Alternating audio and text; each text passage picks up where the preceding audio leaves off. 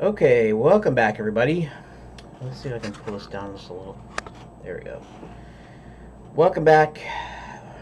It's Keith, otherwise known as Uhfgood, and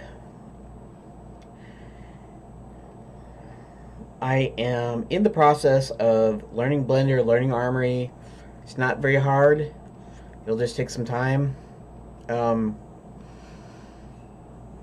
Let me see something here, though. I should have this all done before actually, oops, not filters. Before actually starting to film, but somehow the white balance always seems to auto white balance. Okay, that's a little too orange. So you can see there. My green is showing through. I don't know why it does that. I always apply it. I always turn the white balance off, and then it just comes back, and so I forget about it sometimes. So let's ease this a little bit. Like, whoa, is that, well, what happened? Oh, kind of greenish a little bit. Let's put that at 30. Put it at 3400, 34. Why doesn't it do that? I don't know. I guess I have to use a slider. There we go. A little bit red.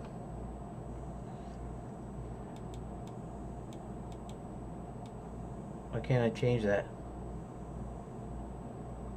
33. Oh, well, I guess I have to use the stupid slider. I know you're not seeing the slider, it's this thing. And for some reason I can't actually manually enter that. I have to use the slider. So, in order to appear a little less red, oh, darn. I guess I could leave it there.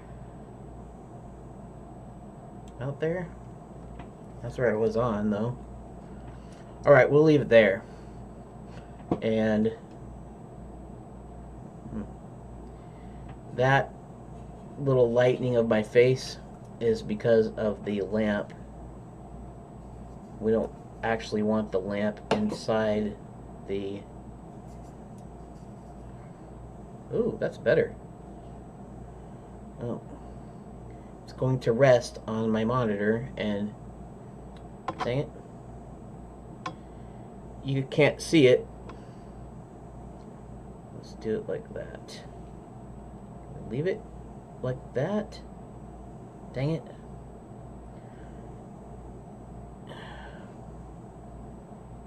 The lamp keeps on wanting to slowly go down. You might see the light change here a little bit.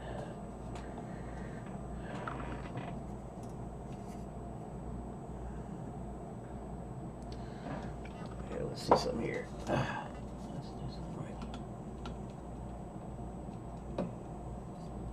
right. And you can also see me sinking in my chair because the stupid chair is broken. I suppose I shouldn't be recording any of this, but you know, I gotta get a video, at least one video done, and just like that. Is it changing? Hopefully it's not. Good. My face doesn't look very ghastly. It'll look great, but it doesn't look ghastly. Alright. I guess I'll just leave that here. And I'll put that back off the screen. Okay. And we'll say okay. Alrighty, so... And I just wasted 4 minutes. Awesome. If I can waste as much time as I want and have tons of videos, that's what I'll do. No, not really. I'm just kidding. Okay, so what I've been doing is I have been looking up tutorials on how to use some stuff and I already know a little bit about programming. I've learned a little bit about traits in Armory, which are basically, scripts or whatever, and you can add a haxy or hax or hex or whatever you want to call it. I think the original creators of hex calls it hex, so maybe I should start doing that. Anyways, in hex, so you can write code to affect your objects in Armory. In fact, I can show you. Let's see something here. J&M node trees. I'll just play this just for a quick second, so you know what that is. Trees and logic nodes, He actually explains it in here. I recommend on-keyboard nodes. But the first one is basically here. Let's full screen that just for a quick sec. Let's turn off more videos, and I'm not going to show you the video. You can actually go to Armory3D. You click on manual, and then you click on video tutorials in the left bar, and you can find those video tutorials. But is my stupid chair going down again? Let me see something. Yep, it is, and it did.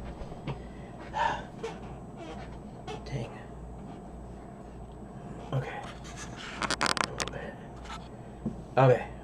Sorry about that. I may get a new chair, I may not, because I don't have any money. Partly why I'm doing this. Okay, so there's things called nodes, right? And if you know about Blender already, which a lot of you probably do, anybody that's watching this probably does know what Blender is. They have a node editor which does like various things, and for Armory you can actually program your game without actually writing code. See, it says on keyboard, which is an event over here, and the down left mouse button, or what's that? It says down and left when the key is down, and the left key, arrow key, and then he changed a vector here so that it would like rotate or something. Yeah, rotate object. Anyways, you could do programming like this to program all the logic for your game, or you can, let's see if he goes into code here, because I don't think he goes into code in this one. He said he actually liked code, and so, here we'll go into this one, this is Jan, and I don't even need to show you anything. Tutorial. In this one, I will show you how to play and control animations for a character. Here, let's. F5, the game is started. Let's just pause it because I'm not showing you the tutorial here. I mean, you can find that out on your own, but let's go to a part where he codes here. Well, this is something called Code with a K, Code Studio, which is, I guess, from what I understand, it's a Visual Studio with modified a little bit for Armory. And so, character controller, that means you can control that little on-screen character with actual hex code. So, I can do that once. I can either do that ways, or I can do it with nodes. And I forgot why I was telling you this. Anyways, I'm gonna be going through that, and that's kind of what I've been watching, and it looks fairly easy. So I think I can actually make a game here, and for me it won't be as much of a problem. I have made games before, not very many, and started more projects than I finished, but I have finished a few, and I know the hex language a little bit, and so it's not going to be hard for me to do it. So what I was going to do in this video, which looks like it's going to be time up because I basically wasted time, but I'm not gonna edit that out, and I'm not gonna not upload it. I might not upload something because I get stuck or whatever, and I have to restart or whatever. Like my dad comes home, and usually when he comes home, sometimes he's grocery shopping, so I have to stop and get groceries, or you know, there's reasons why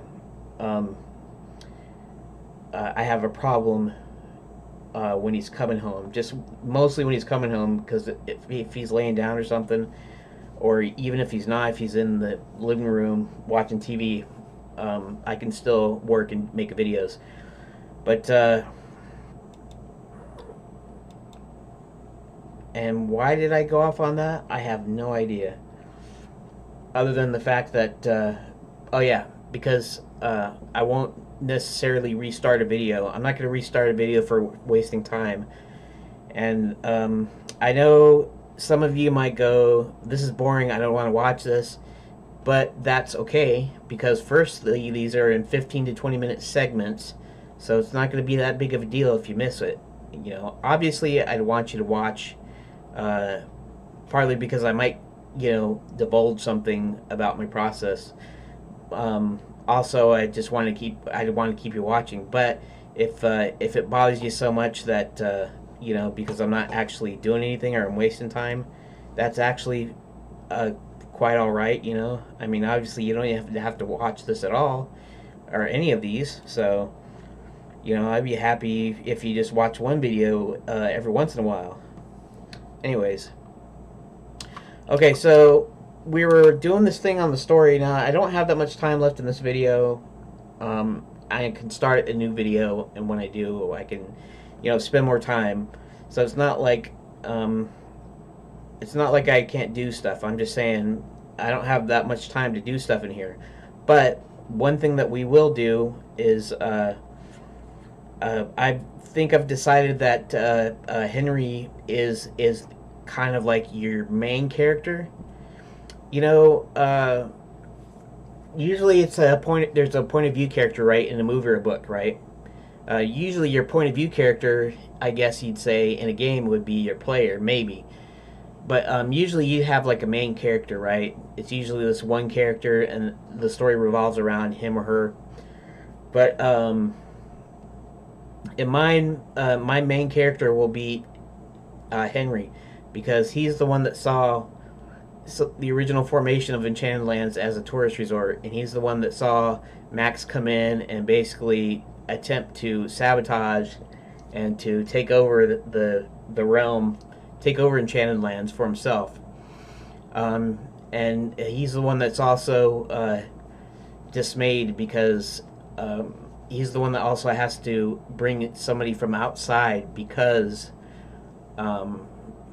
Max has come in again, even though he doesn't actually know that it's Max yet. He knows there's something wrong with the school's closing, basically, and using real weapons. And the dwarves appear greedy, because dwarves are usually actually not greedy. They're usually nice, and they let people into their mines, so that people can mine for treasure if they want with the dwarves. The ones you have to look out for are the gnomes. The gnomes are kind of like the same family. They're smaller, they're more greedy, they're more evil, and they're generally the bad guys. In fact, Max's head henchmen, I know I said henchwoman for Violet, but I guess you might say maybe Violet's his girlfriend, but the king of the gnomes, Barty, the evil king of the gnomes, he's the guy that does his actual dirty work. Violet doesn't actually do the dirty work, although she did the specific thing because of her specific talent, which is, you know, sorcery, right? But Barty, he'll do kidnappings, he'll do, you know, steal stuff, he'll do any of the dirty work that Max wants done. Barty always does it. And so Henry is just he's not sure really what to do. And so he figures he needs a fresh pair of eyes, and so he brings in somebody from our world, which I was originally going to make the main part of the story, like the main character of the story. But because there's involving all these characters and the way they're involved and stuff, in fact, I'm still thinking about allowing you to play all of them, even the bad guys, even though the bad guys ultimately lose. I'm not one of those, you know, that the you know, every once in a while it's got to be like, you know, a bad ending, or you know, it can't always be a happy ending, blah blah blah, and whatever. You can make that kind of game if you want. You can make depressing whatever if you want, or some sort of, you know, social commentary, or some sort of, you know, special, you know, film noir, you know, exploring the dark side of human psyche, blah blah blah blah blah. But in this one, it's standard good versus evil. Evil doesn't win. End of story. But I figured it'd be kind of cool if you could play all the characters, because usually in like a movie or a book, you don't really see the machinations of the bad guy. Usually it's in a movie, it's usually just like a short, a couple of minute scene that shows what he's doing a little bit, and it's usually from the point of view of our heroes, right? So most of the time, you know, in the original Star Wars, most of the time isn't spent on Darth Vader, although he's got a good number of times because he's a bad guy. But you know, kind of don't see the, you know, the real behind the scenes stuff. You see it mostly from Luke's perspective. So I was thinking, you know, it'd be kind of interesting if you could play even the bad guys, and just to kind of see how it all unfolds. Because basically, in most movies, that, you know, the good guy's going to win for sure. Like we'll say, like the James Bond movies, right? You know, James Bond's going to win. It's always how he's going to win. It's not about whether or not he's going to win, or, you know, I'm sure that might be interesting for somebody, you know, that, you know, that likes to, you know, explore the, you know, the depths of, you know, whatever. But I'm not that kind of guy. I'm not the, you know, it has to be, it can't always be a happy ending. That's baloney. It's got to be a satisfying ending for me. For me, it's got to be satisfying. It doesn't have to be necessarily happy. It can be bittersweet, but it's got to be satisfying. In other words, you know, whoever is doing something has got to get something out of it. I got to get something out of it. I can't leave if it's open-ended, or if it's depressing. And there's a difference between sad and depressing. A sad ending would be when your favorite characters dies, and you emotionally feel for the character, but the good guys win in the end. Depressing ending is when your main character, or your guy that's trying to do stuff, it just doesn't work, and it never works, and at the end of the movie it still doesn't work. And kind of like, why did I spend, you know, $8 or $20 or $50 or whatever watching or playing that game or doing that thing? You know, I you know, I watch entertainment or I play games to escape reality. I don't do it just so I can, you know, feel bad at the end of the experience. So there's something like 13 or 14 characters. I can't remember the original number of characters I had. But I'm gonna make it so you can play all of them over the course of maybe several games, like 7 games or 5 or 7 or something. That are like chapters or books or whatever. They won't be sequels. It'll be the one big story, but they'll be split up. Okay, so until the next video, I will talk to you later.